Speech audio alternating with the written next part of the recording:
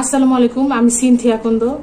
আমার বাবা সাংবাদিক শিলুয়া কুন্দ, জামালপুর প্রেস ক্লাবের সাবেক সভাপতি এবং তিনি দীর্ঘদিন বাংলা বাজার পত্রিকা ও জামালপুর দৈনিক আলোকিত বাংলাদেশ পত্রিকার সাবেক জামালপুর জেলা প্রতিনিধি ছিলেন।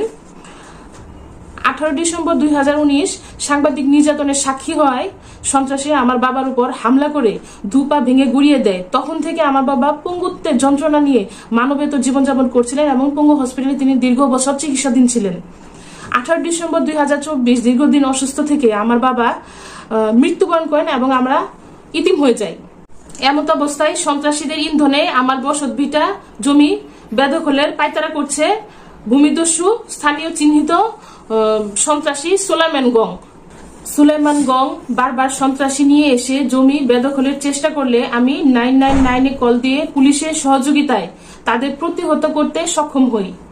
এমত অবস্থায় জামালপুর প্রেস ক্লাবের সকল সাংবাদিক বর্গ এবং প্রশাসনের লোকদের আমাদের পরিবারের পাশে থেকে আইনি সহযোগিতার অনুরোধ করছি।